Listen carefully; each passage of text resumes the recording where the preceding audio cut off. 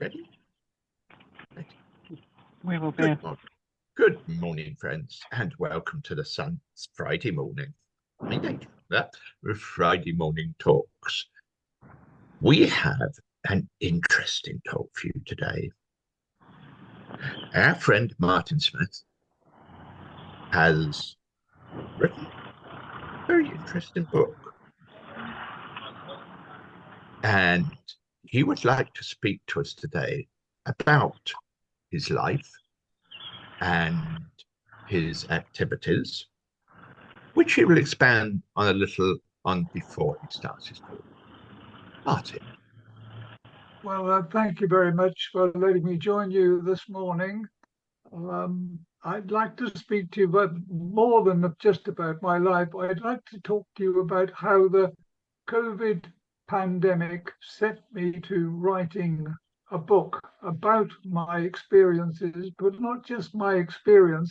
It was the experience of what had been filming, what I was interested in, and I found it quite shocking, really, and it evolved into something very different than as it started. I'll deal with that, if I may, in my talk, but I'll give you a little bit of biographical detail. I was born in Streatham early in November 1939. That's 2 months after the start of the Second World War. At the age of 3, my mother had to leave me in hospital. I was suffering from tuberculosis of the spine, sometimes called Pott's disease, and I stayed in hospital, mainly trapped in a plaster cast until I was almost 9 years old. Matters of Life and Death, Living in a Pandemic, my book, began as a project in March 2020, more than 4 years ago, when Boris Johnson imposed the first COVID lockdown. You should, he said, not be meeting friends. If your friends asked you to meet, you should say no. You should not be meeting family members who do not live in your home. You should not be going out except for essentials. If you don't follow the rules, the police will have powers to enforce them. I think that's a decent enough start. I'll go back to you, if I may, Ray. Ray? Yeah. Sorry? Shall I carry on with my speech? Yes, please. Yes, please. Do. Okie dokie. Right. I'm away. I shall carry on. I realized as an at-risk 80-year-old, I'd be spending much more time in my study, which is where I'm speaking from now. It's a small front room, crowded on all sides with books, posters from a life spent making documentary films and living with my family.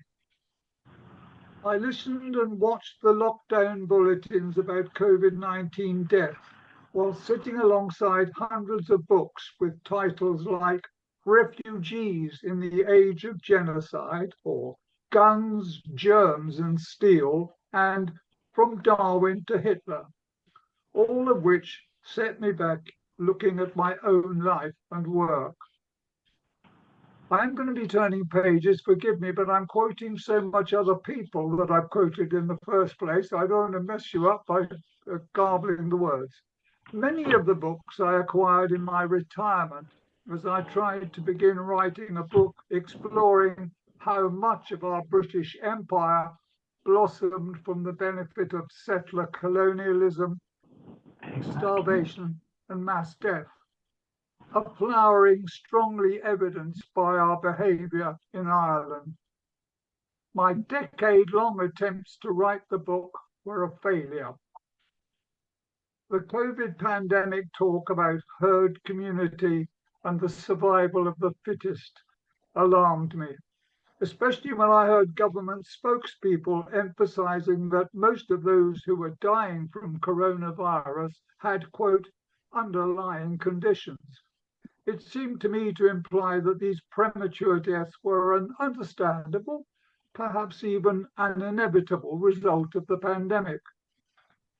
My shelf contained many examples of how easily Britain had accepted mass deaths in India during the great famines of the 19th century, a time when India's finance minister, Sir Evelyn Baring, told the House of Commons, "Every benevolent attempt to mitigate the effects of famine and defective sanitation serves but to enhance the evils resulting from overpopulation."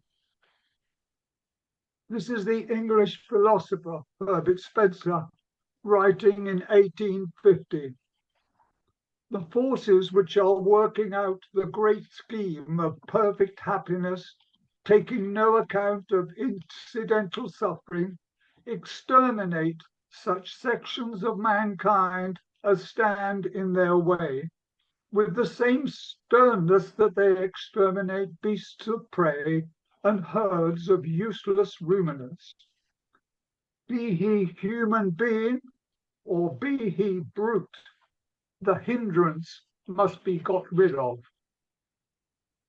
Sven Lindqvist's 2007 book, Terra Nullius, begins with an explanation how Britain legalized conquest causing mass death in Australia. He says, from the Latin terra, earth, ground, land, and nullius, no one's. Thus, no one's land belonging to anybody, or at any rate, not to anybody that counts. For Lindqvist, the legal fictions summed up as terra nullius were used to justify the European occupation of large parts of the global land surface.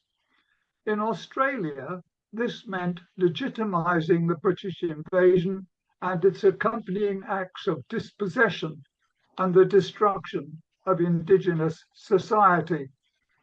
Lindqvist cites Henry C. Morris's volume, The History of Colonization, published at the dawn of the 20th century.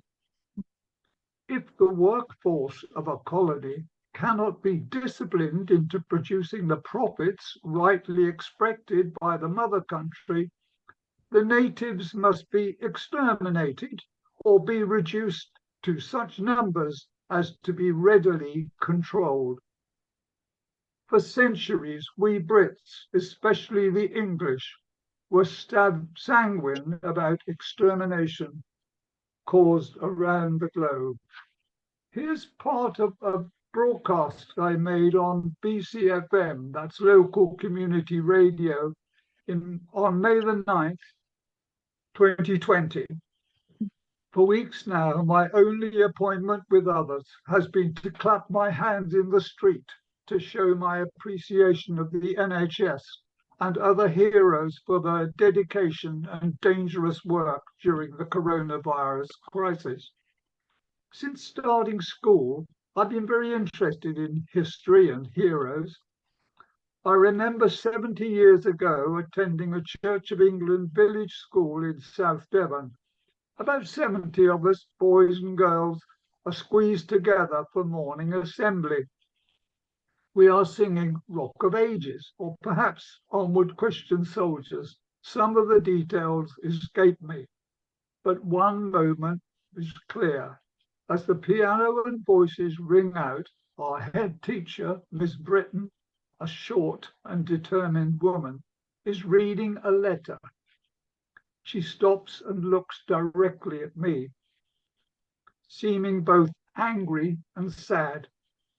I know instantly that I won't be going to the local grammar school. I failed the 11+ examination, failed after little more than a year in a tiny rundown school that was my introduction to the wider world. This is what I said in my broadcast a few weeks later, when almost 1,500 people were dying every day in England and Wales, thanks to the COVID virus. The newspapers in our house when I was growing up were the Daily Mirror in the week and the News of the World on Sunday. My father, a lifelong conservative, called the Daily Mirror a socialist rag. but it was the paper he read eating his breakfast of bacon, fried egg, and a cup of tea. With the encouragements of my parents, I attended some meetings of the Exmouth branch of the Young Britons, a Conservative Party organisation for children aged between 6 and 15. Its mission was, quote, to teach patriotism, love of empire, good citizenship, and the basic principles of the Conservative way of life. It was my mother's way of introducing me to middle-class people and their aspirations. I remember the talks being quite interesting, but I felt out of place mixing with people so obviously better off than we were. When I left school at work, my vision of British life was dented, seeing so many people whose lives were far from rosy, but things seemed to be improving. The Conservatives were building thousands of council houses, privileged folks were buying cars, and lots of ordinary families had a television. It was the BBC television news in 1956 that shocked me into realizing that Prime Minister Anthony Eden and his ministers were liars who colluded with France and Israel to wage war in Egypt to seize the Suez Canal. The BBC transmitted that news under its slogan, "Nations shall speak peace unto nations." And I'm sorry about that, but that really was my phone, which I should have switched off before I came here. I'm very sorry. Just give me a second while I remove it from our... Come on, come on.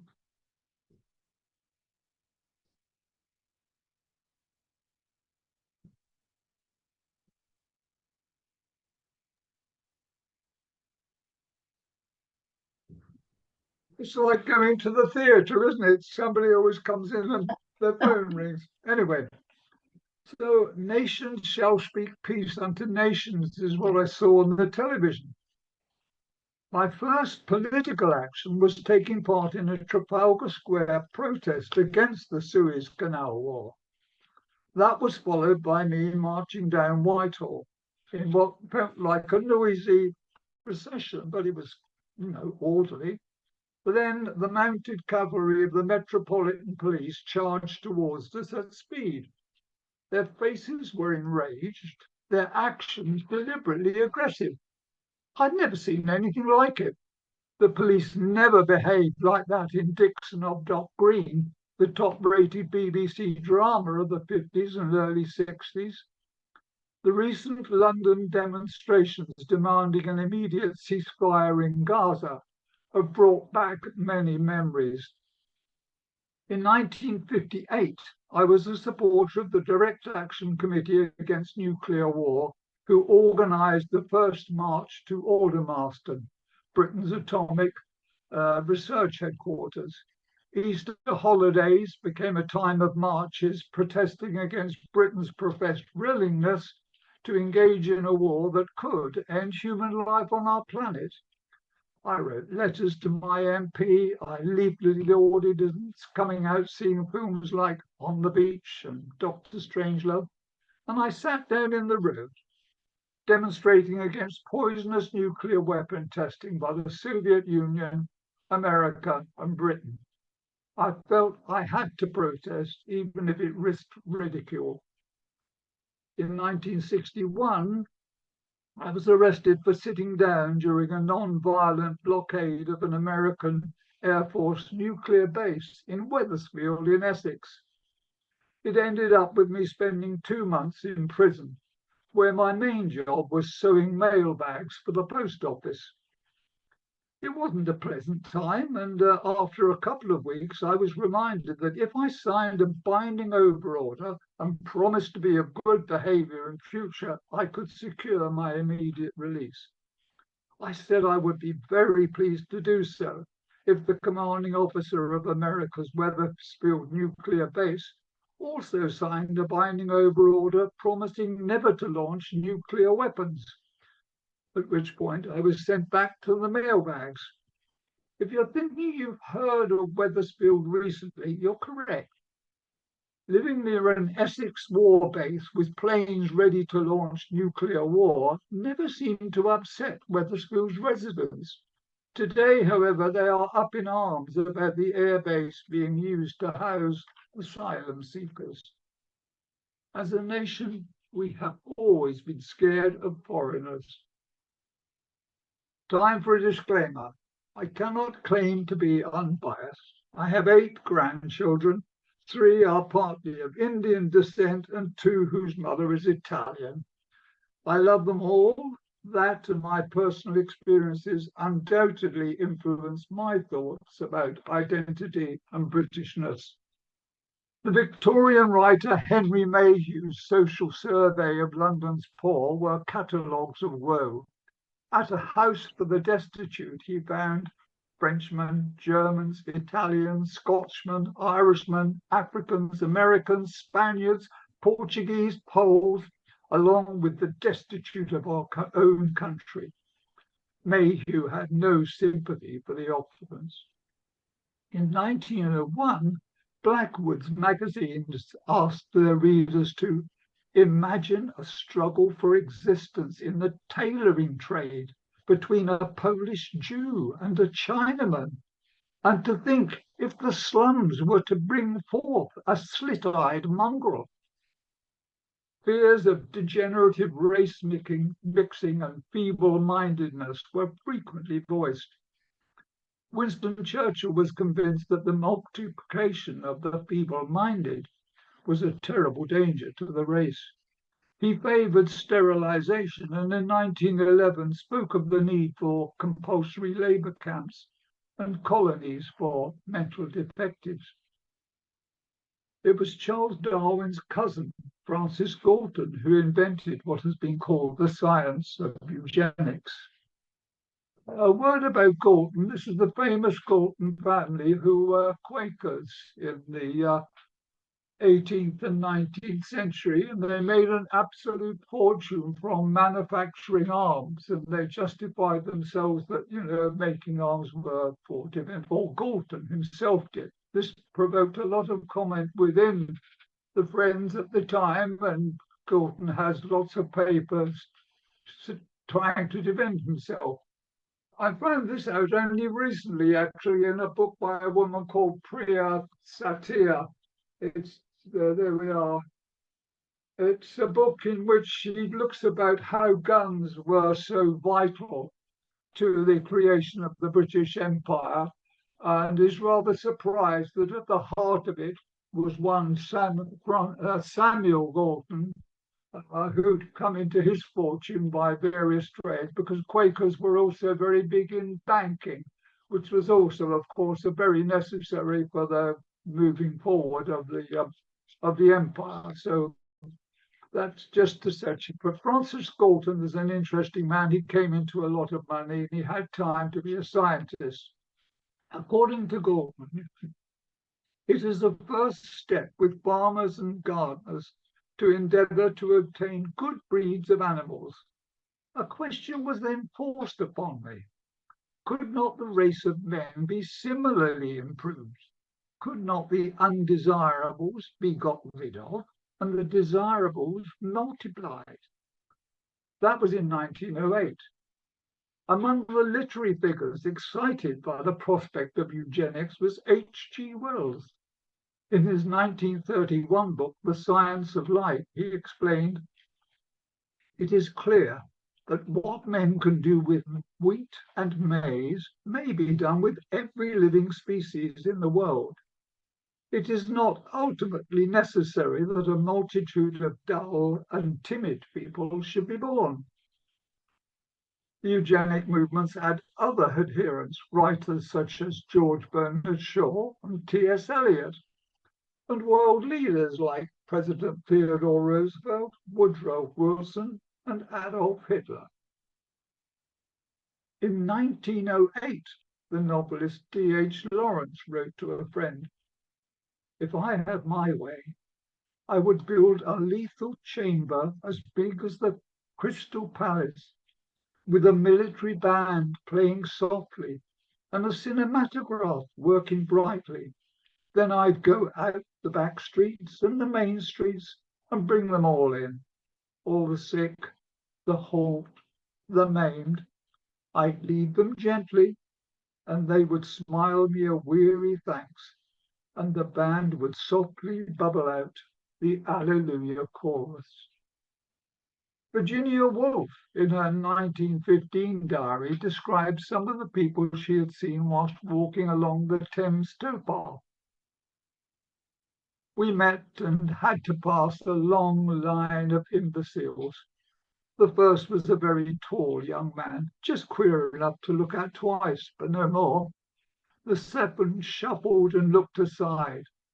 Then one realized that everyone in that long line was a miserable, ineffective, shuffling, idiotic creature with no forehead or no chin and an imbecile grin or a wild, suspicious stare. It was perfectly horrible. They should certainly be killed. It was having books with this in whilst the COVID pandemic was going on and the care homes were being left alone and other people were making an absolute fortune, that drove me to looking more at the past and into the books. And it struck personally because I think history affects us because of who we are. Anyway, one prominent eugenist, Sir Cyril Bert, determined much of my life. Bert believed that intelligence was inherited and that it was wasteful to offer advanced education to a 10-year-old child who did badly in IQ tests, as their intelligence would remain the same throughout their lives. He persuaded the British to adopt an 11-plus school intelligence test and received a knighthood for his achievements. After Bert's death, the medical journalist Dr. Oliver Gili and several top psychologists could not trace Bert's research assistants, nor could they find most of the 53 identical twins who Bert said had scored the same marks as each other in IQ tests. Undaunted, Cyril Bert's supporters claimed that his work was not fraudulent, merely careless.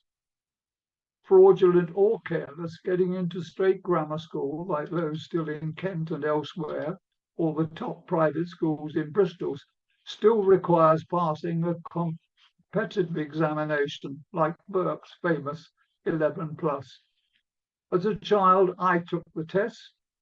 My work wasn't good enough. I was sent to a secondary school where we all knew one thing. We were classified as failures. No matter what I accomplish, I can't completely shake off the feeling, perhaps, that with my sickly childhood and limited education, that I'm second-rate, or perhaps even worse, a fraud. The first film I made as a director for the BBC was the BBC's religious department. In Out of Harm's Way, I explored the behaviour and faith of repeat offenders in Gartree Prison. The men were similar to those I'd lived with in Stafford Prison. The film was screened without fanfare on a Sunday evening. Only a short review in the Daily Telegraph noted its existence, and getting a job as a director afterwards was difficult. With a new mortgage and a baby at home, I had to find work. So when Michael Darlow, for whom I'd edited the film Johnny Cash in San Quentin, asked me to join him on a series about the Second World War, I signed on again as a film editor. I was lucky. It wasn't much concerned with weapons and tactics. It was a look at how the Dutch people responded to Nazi rule. I ended up the proud editor of Occupation, an episode in the 26-part series The World at War. On Friday, I was packing up to leave a tidy room for the next editor when I received a phone call from the World War's executive producer, Sir Jeremy Isaacs, who asked me to visit him at home on a Sunday morning. I wondered if he would invite me to edit another film. Instead, he asked me if I'd like to make a film for the World at War. I couldn't believe my eyes. I just made one short, unforgettable film, and I was being offered the chance to make a film for the most prodigious documentary series in production anywhere. The film's task was the life and suffering of on Russia's home front, a new subject. We called the film Red Star.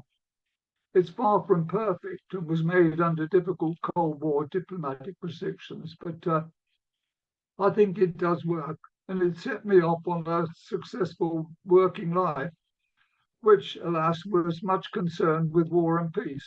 But I was lucky to get the work, so I'm not going to moan. But today, when I get glimpses on social media and TV of terrified people, young and old, in Ukraine and elsewhere, I realize how fortunate we have been to have raised 3 sons, none of whom has gone hungry or been sent off to war. Here's how I began another one of my broadcasts. It's a fine spring day in the early 1970s. I've been married for a couple of years. We've recently bought our first house, and I have a dream job preparing a second film for the world of war. Leaving for work, I'm happy and confident. As I entered a viewing room in London's Imperial War Museum, I noticed a large pile of cans I hadn't seen before. I was told they contained film taken by the British Army as they entered the Bergen Bston concentration camp. I wasn't going to make a film about the Holocaust. Another producer had that enormous responsibility. But I had set myself the task of seeing all the official British Army film taken during the last 2 months of the European war.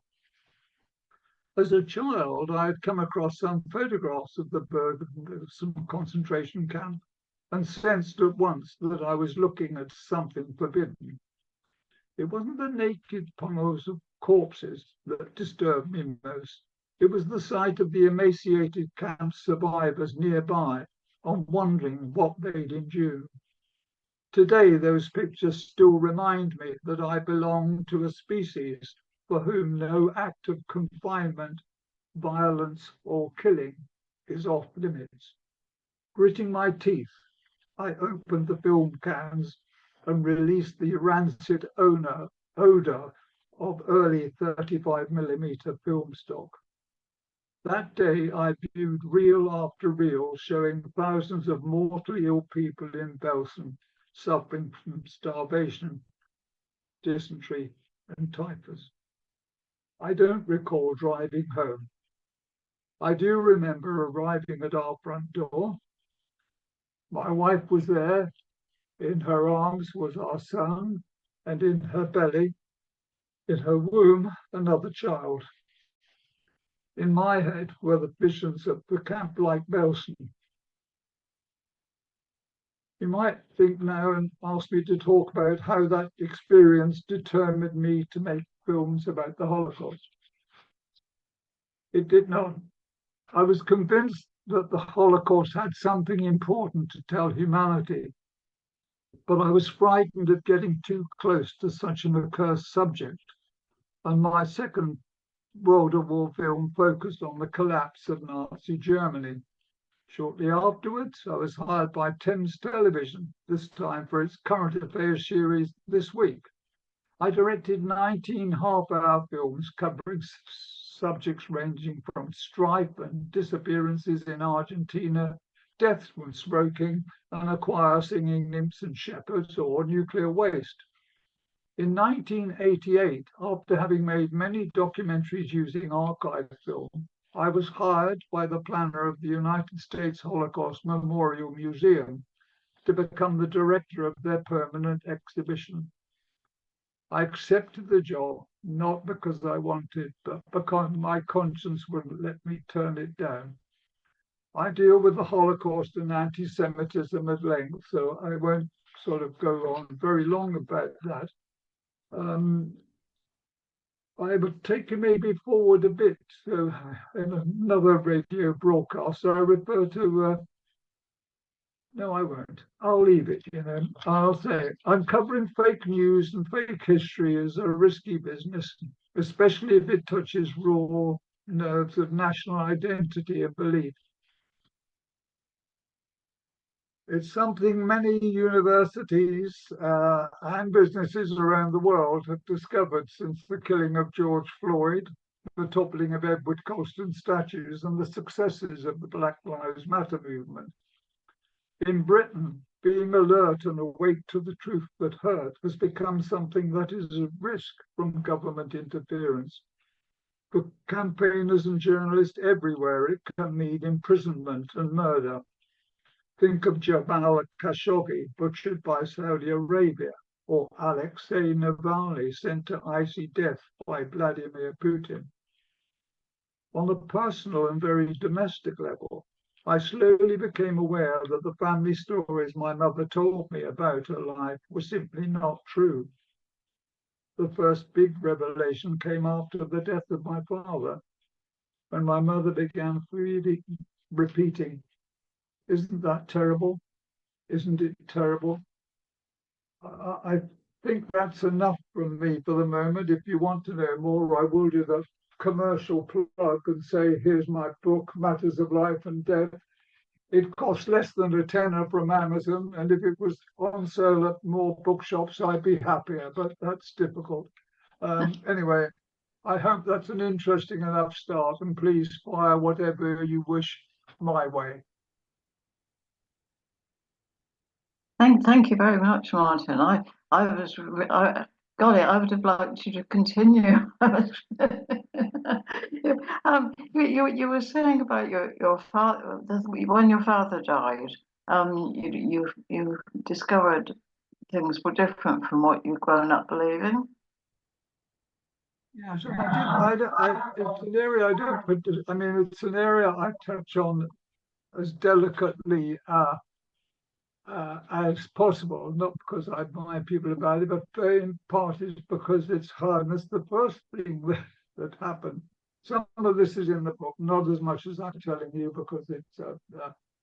My mother afterwards she was crying, "Isn't it terrible? Isn't it terrible? Isn't it terrible?" And so we said to her, "Look, what is it?" And she said, "Well, you know, the records will show you." And what the records showed was that my mother and father hadn't got married until 1963. Remember, I was born in 1939. She said, "Isn't this terrible? Isn't this terrible?" We, obviously, my sisters and I had two sisters, said, "Look, this is crazy. You know, we've been together for 40 years. You've looked after us. We really don't care who you were married to before."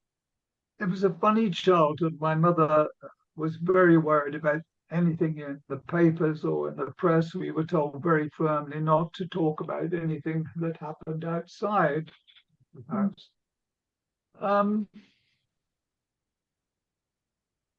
Years later, about sort of 6 or 7 years ago now, I started to look at the background, and I found that not only had my mother been married before, she had had 3 children, and she'd walked out on 3 children aged 3, 5, and 7, and was never in touch with them again. And that this had all been kept quiet. My mother by then was obviously dead, as was my father. So the whole of the stories we had about her were in the main were very fictionalized, and they were untrue, and they were all the lies that people provide in order to ease things and to carry forward. I think she couldn't have stood my father knowing. I don't actually think my father knew that she'd had 3 children. He knew about the marriage, but I think my mother probably knew if the next bit came out, her relationship might be over. I have to say my mother was extremely loving woman, and I love her still, but I've been totally unable to find out what the horror was. But it seems to me these are the sort of things that weigh in the back of my mind. I'm very aware from all the work I did at the Holocaust for 2 museums. I was in Washington planning the exhibition. I signed a 2-year contract, and at the end of it, I I couldn't take on anymore. I'd gone back to America. My wife and I had been in America with the kids a few years before, and we were back in England, and we didn't want to upset the kids anymore. So I was by myself, and being by myself and reading the filth and the awfulness of the Holocaust, and then going to the camps and working out how to tell the Holocaust. When I arrived there, it was very depressed. They were very worried that nobody would come to the exhibition. It was impossible to do, etc., etc., etc. I left after 2 years. I handed the job to someone who worked with me in films before, and it was successful. And the reason it was successful was that I jettisoned all worries about design and said that the only important thing that people should come out from the Holocaust Museum realizing is that it actually happened, and that for that to happen, it had to be done in a narrative fashion. So I not designed, call it what you will, that the museum would show various things. It would not be all films and photographs. It had to have lots of material. At this point, I had trouble with the museum people who said they didn't want to curate such nasty things. It would create money and so on, which is perfectly reasonable. I believe that because the communist world was collapsing, and in the communist world there was much material, like the camps and so on, that it would be possible to strike deals and loans with reputable organizations. Anyway, long story. It was done, it was opened.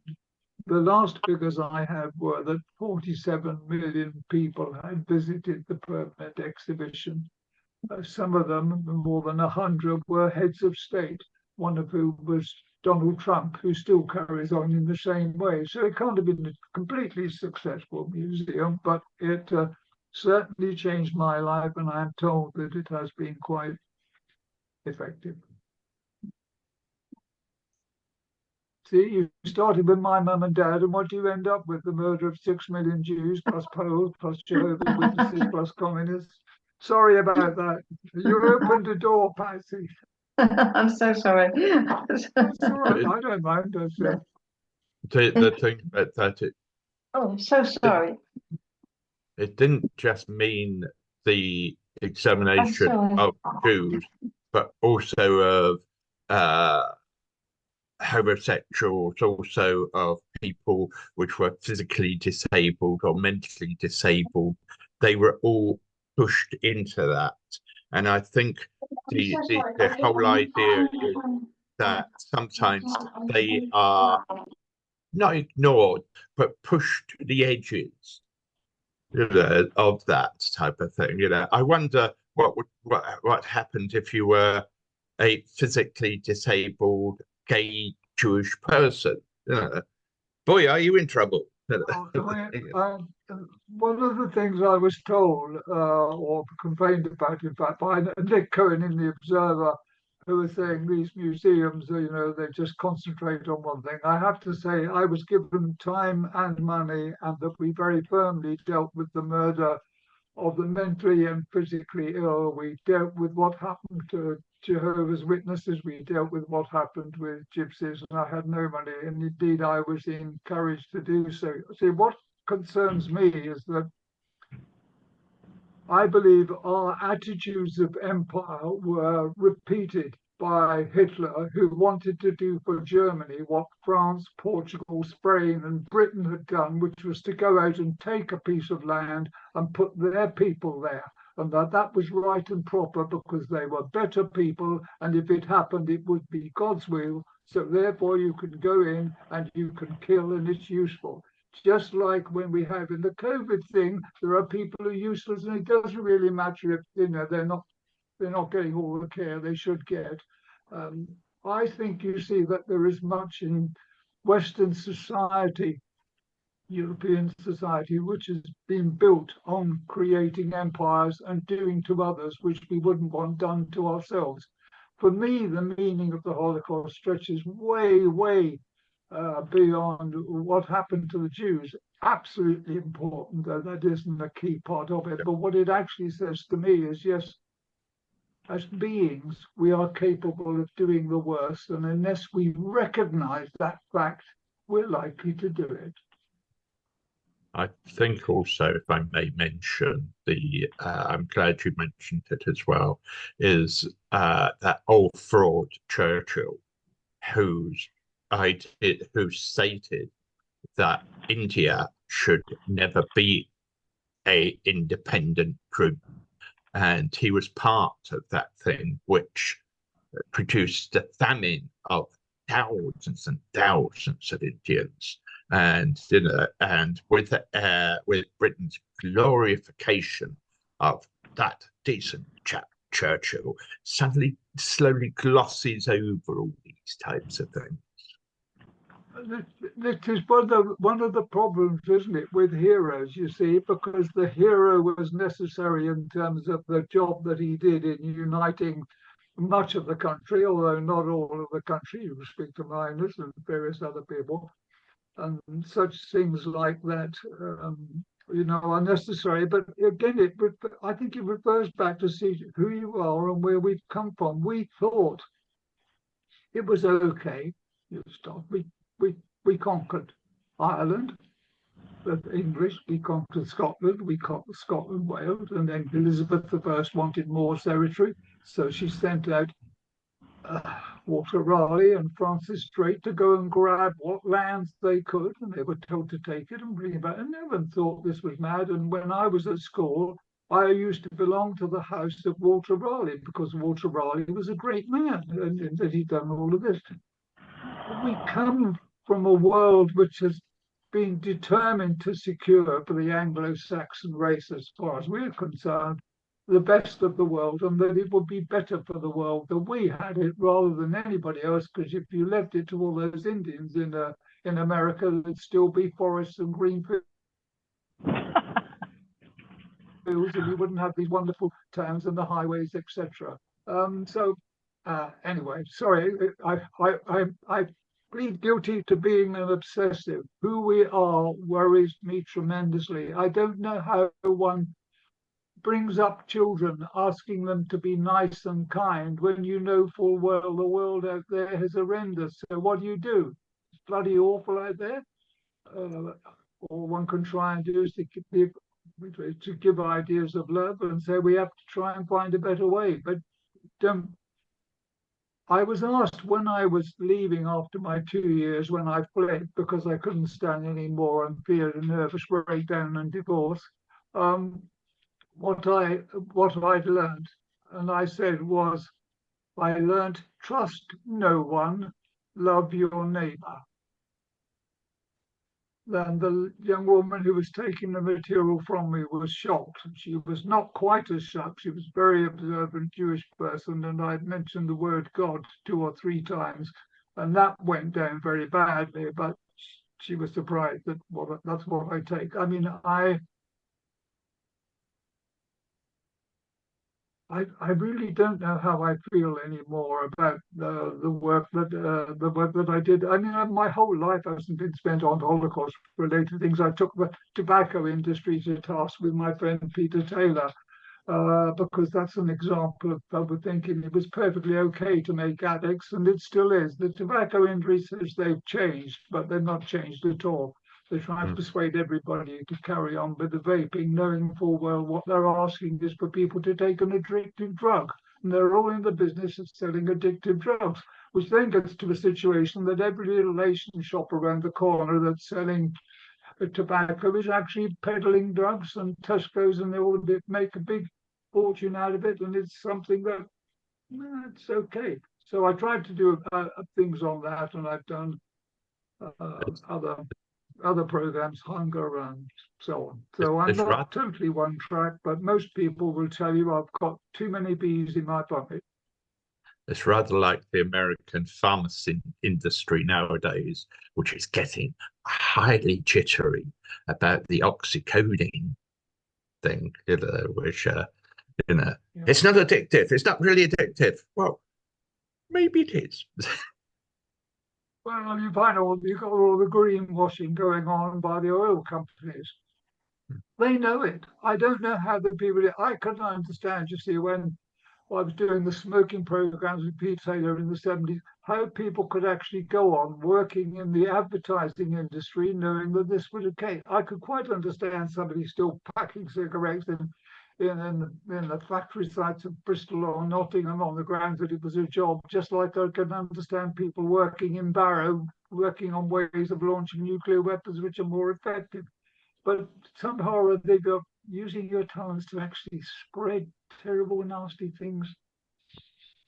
It's sad, isn't it? But then what do? Do you blame all of society for being society? Yes. Well, I'd like to ask you one question, and then I should leave the floor a bit for others, because I can be a bit domineering. You mentioned someone called Gordon, a gun maker who was a Quaker. Do you know his full name so I can do a bit more research on him? Samuel Galton? Samuel Galton, Galton. The whole question of the Quakers and guns and arm manufacture. This book, Empire of Guns by Priya Satia, has several chapters on it. She's obviously quite shocked, but it is quite fulsome, and that Samuel Galton's justification for doing what he is there, and it does raise up that whole question. What she's mainly concerned about in the book is not Quakers. What she's concerned about is saying how much the Industrial Revolution was fed and financed by the manufacture of weapons and guns. She's also rather shocked about the extent to which the Quakers were involved in setting up the banks. But then she points out quite rightly the Quakers were trusted to be honest, and it was a good place to put your money, because for Quakers at that time to go bankrupt was really a sin to the people who'd given you money. So they were regarded as a good bet. So therefore, they're coining quite a bit of money. I mean, Midland Bank, Barclays, quite a few. If you look back into it, it's Quakers who helped them flourish, and they helped the empire. So, you hear of soldiers being praised for setting up the British Empire, but could also praise the Quakers for doing what they did, if you want to go around praising empires. So it was Midlands, Barclays, and Lloyds. Sorry? It was Midland, Barclays, and Lloyds were the banks. Well, indeed, yes, they were there. They were all there. But it's sensible. You would go to people who you could be trusted, and you try to. Samuel Galton is very interesting. He did a big 6-page thing which he presented to the meetings there in, I don't know, when was it? I think 1795, to explain why he felt it was perfectly right and proper for him to do this thing. It then gets you to a situation, you see, of looking about the places we're in. So here we are Birmingham. A lot of its wealth has been made on weapons, and here we are in Bristol, money being made off of slavery and tobacco. We're all implicated in the terrible things that we've done to others, and we're all searching, or at least some of us are, for ways of making things better. Hard job.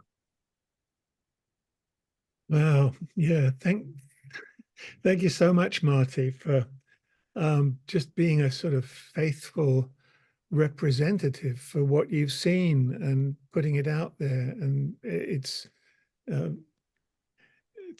I'm a generation only a few years after you, and just as you did, I gradually came to see that we hadn't nobly won a war. We had fought in a war amongst European powers that was largely about world domination, and kings fighting each other because they'd got the biggest battleships and so on, who could be the most powerful. And our generation is really tasked with cleaning up the mess. We have pumped a huge amount of pollution into the atmosphere, which is causing anthropogenic change. And we need a change of heart and spirit as well to deal with these things. By the way, Patsy, I muted you when you were handling a phone call, and you can unmute at any time and jump in. But yeah, There are a few times. I have, you see, I have difficulty in myself. I believe the Second World War was very necessary, and that if we hadn't, the world would be worse off than it is now. So, I mean, I'm not a pacifist, but I can certainly see no mass slaughter and the end of the planet seems to be such insanity that I can't go there. But then we know what's happening with global warming, and yet all of these oligarchs and the people who work for the oligarchs are happy to keep on pumping the stuff out. We're issuing the licenses for more, and we ourselves were responsible because we haven't all got rid of our cars, or we're not doing this. We don't. We're on a train to nowhere at the moment, aren't we? I think. I mean, somehow or other, with the youngsters who are there now, have got to do something better. I'm one of these people that when I go past schools, or when I hear about the hundreds of people who are now, trying to get into film or art, I just feel very sorry. I think the world they're going into is so hard, and it's only just starting. It's starting now by people not being able to, their children, to afford getting into houses or to live somewhere. But it's going to escalate the whole way things are going. I think oligarchs are going to make more money. They're going to be more powerful. And really, people have got to do something about it. I look at all I've done. I look at my thoughts in the 70s, and certainly until the arrival of Margaret Thatcher, when I thought it's all going to be very slow, but the world is moving in the right direction, isn't it? I'm in my 80s, and I worry now it's looking absolutely in the wrong direction. Yeah. I've done a few talks in this series on the potential for communities to generate their own clean energy and generate fairer local economies. But I whilst I believe that in principle this is possible, I believe there are strong forces making it hard to make that happen. Yeah.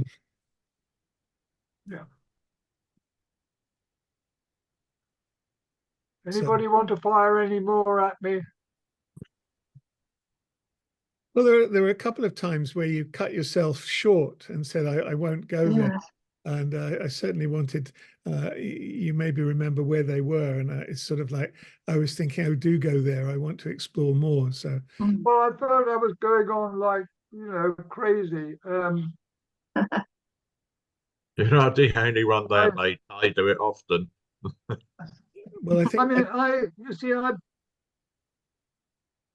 I worry, for example, about Darwinism, and the British sort of embrace of all those men's of pound notes with what Darwin. I mean, Darwin, intelligent man, caring man, but he set us on a path, which I think is very dangerous. He clearly believed that it was okay, and he said it was okay for the best people in the world to push out the miners' industry, to get rid of them. And this seems to me to be such a terrible vision, the idea that it's okay for the powerful to take over the weak, because if you are powerful, you're better. It's exactly the attitude of Elon Musk and all oligarchs. They're worth their money, aren't they? They are, they must be, they're better. And I very much worry about survival of the fittest. I worry on a personal level about eugenics and what eugenics do. These are, I don't go some of the places because it's so long. I mean, a couple of chapters. I mean, in my work, I needed escape sometimes, and I was glad to do films which had a different angle. I was told that in 1974, I think it was, that I'd made the most political program of the year in current affairs broadcasting, and that was actually the reunion of the children who'd sung Nymphs and Shepherds, and it was a look at their life and what had happened to Manchester. And I thought, well, really, that was very worthwhile doing. I've done other things with songs. the Chilean overthrow of Allende's government, I made a film about the folk singer Victor Jara there, which was a very successful film, which I made independently, financed by a distributor I'd worked with. And so that was good. So, but I think even now, you see, I look at Latin America, and Latin America is in a terrible situation. It's no better than it was in the 70s. It's worse. Not only is it worse, the Amazon forest is going less. It's still a situation where oligarchs rule. It's just all, what is it? It worries me, and it worries me still that populists, like Trump and Boris and Farage and all the rest of them, that they can attract so many people thinking that this is the way to go, and what we need is a good autocrat to take control and take us somewhere. That's exactly where Germany ended up, and it's where Russia is at the moment. And it seems to me, why is it impossible to suggest to people that actually this is not the way to go? And yet, I think the whole idea of democracy is under threat. But then when you look at how badly democracy is treated us, you can think we could understand why somebody would rebel. So I don't know. That's right. I'm very grateful that I had the breaks that I was given. I know I've been very lucky, and if I sound a moaner, I'm not. I was brought up in part in a Nissen hut in Norfolk, with really absolutely nothing, and I left school with absolutely nothing. I still don't have any educational qualifications, by the way, and I have none at all. Once upon a time, I had something called a driving license, but at 80 plus, I thought I wasn't up to it anymore.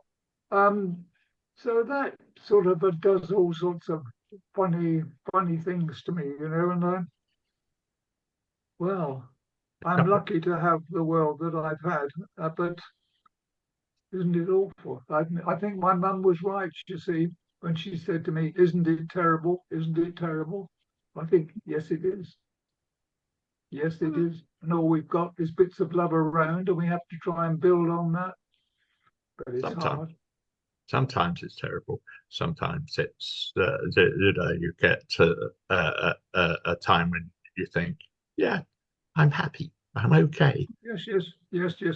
That's what love does. Hanging on to it. But here's the thing. Mahatma Gandhi was once in England, and someone was standing by him and said, "What do you think of British democracy?" And he smiled and said, "I think it'd be a good idea." Indeed. But you mentioned Nymphs and Shepherds. I saw that film. Did you? Did you like it? Oh yes, very much. The family watched it, and we was quite enthralled because parents remember, that time when they were type of thing like that. Well, I heard that on the loudspeakers in the hospital ward. I mean, that's one thing I don't go into. One of the things I mentioned in the book is that I think my obsession with film and working within film was because being stuck on my back.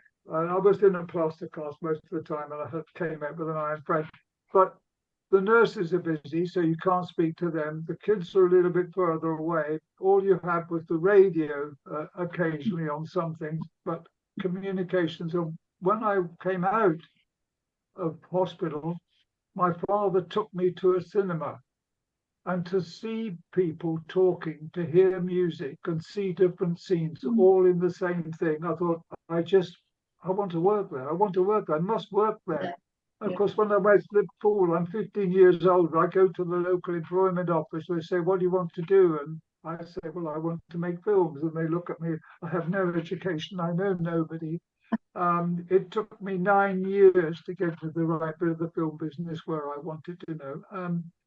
And part of that was lucky. The only thing that kept me sane in that year of of unskilled work was actually working for CND and the Ban the Bomb movement, which obsessed me. And I sometimes worry about when I left prison, I basically decided I would switch. I would no longer be a maniac and work so many hours of the week on ban the bomb activities, that I would try and get myself into a job that I wanted to do. And I still, to some extent, feel guilty, but I also felt burnt out by it. I felt I'd done all I could do. And really, when the several hundred of us came out after the Wethersfield demonstration, the world hadn't changed and we hadn't really been noticed. And that, so there's a bit of guilt that I didn't carry on more, spending my life in politics. But then when I look at where politics are today, I'm so glad I didn't. I did wonder once, well, should I try? Maybe not. I didn't. What do you think about filmmakers? I'm thinking along the lines of people like Ken Loach and his coterie. Yes. What do I think about them? Yeah. I think it's marvelous. They're making. I get sometimes with some of Ken's films, I get worried. I think the business is quite good at what it tries to do. But then I also remember that I loved going to the cinema when I was young and as a teenager. But I realized, in fact, that most of the films that were there, it was okay to kill the Indians, and the important thing was to go out and win the war. And all of those. So I think the filmmakers are like everybody else, and you will have people who are obsessed with what they want to do. I worry, for example, that video games are so focused on killing and zapping and everything else and speed. One of my sons actually works in the books department of a company which actually makes its money in the main from games. And I don't personally like them, but I know that the youngsters are on there all the time. So I think film business and filmmakers are like everywhere else. There's good, there's bad, there's priorities. But I just wish more people put priorities. What they were doing would be as important as the money they're earning. But given the economic situation for many people, you can't really, can you? This is true. I would there is a change that's happened that I see, and that is that, you know, you saw Injustice and managed to get yourself into the communication industry, which is wonderful. And my generation of nerds looked at the communications networks and saw that everything was perfectly highly controlled and highly top down and highly carrying this messages of, you know, imperialism and colonialism are right. And while helping create the internet, were very aware of the subversive potential of a communication network rather than a communication hierarchy. And a friend of mine famously said, this is an internet note, he said, the internet treats censorship as damage and roots around it. And, you know, to me, that's kind of the hope. I mean, obviously, communication, once you've eliminated that, it becomes very chaotic. But from that chaotic soup, it's possible for, you know, truth to find its way around the world. And maybe eventually you get a change in the right direction. I see things like community energy and strangely, artificial intelligence, which is building on things like Wikipedia. Wikipedia is a bit controlled, but it's let's get all the information out there. Let's make everything available in a kind of democratic way. And if only we can get to a point where we are actually hearing more and more of the truth and see and uncovering more and more of the deception and conspiracies, then the ordinary yearnings of people like yourself and the children and grandchildren that you're bringing up and the society that we want to see may stand a better chance against control from this very small minority. I would like to say that I'm not a complete doom monger. I think, for example, the position of women is gradually getting better in the world. Here, I think the rights of children are being recognized more than they were. I think that race relations are still terrible, but compared to where they were 50 years ago, it's remarkably advanced. So there are all sorts of things that are happening. The takeover of women in business and in the media and elsewhere, it's really very interesting, and it's going to have all sorts of things. And also, I think the whole way we over here look at history has been changed by the different people who are now writing history, people whose parents were in Africa or in South Asia or elsewhere. They're asking different questions, which of course is why parts of the right are so furious, and they're arguing and it's all woke.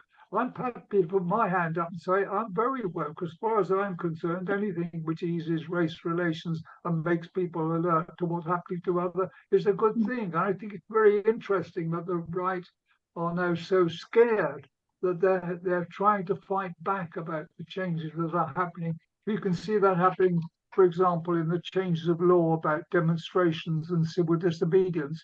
The laws are going to get much tougher. And this is the establishment not being able to stand the fact that juries of 12 will acquit people if they think what they were after, the people were after was stopping another crime. Whereas, the laws are there as far as the law is concerned, and jury consciences don't matter. We've got this woman at the moment who is, facing possible imprisonment again for carrying a sign telling jurors they were entitled and allowed to look at their conscience. I think I'm tired. Okay. Thank you very much for your very interesting talk, which engendered quite a lot of questions and discussion. And we like that here. I think. Do we not, Patsy? Thank you very much indeed. Yes, no, it was so stimulating. I mean, I wasn't doing the work, and I'm tired. Well, thank you for taking the trouble to listen to me. The book is available from the local library, by the way, Matters of Life and Death. So I hope you find it enjoyable and worth reading. It's, some people, when they had a pandemic, wrote whatever the book was, and I can't think of the name there in Italy, the love dialogue. My time was spent writing about genocide and racism. So there we are. Thank you very much. Bye-bye. Martin, thank you. Thank you, Martin. Thank you.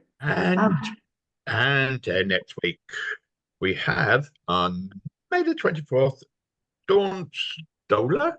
Yes, she's a friend of oh golly, what's the name of our friend who gives us so many speakers?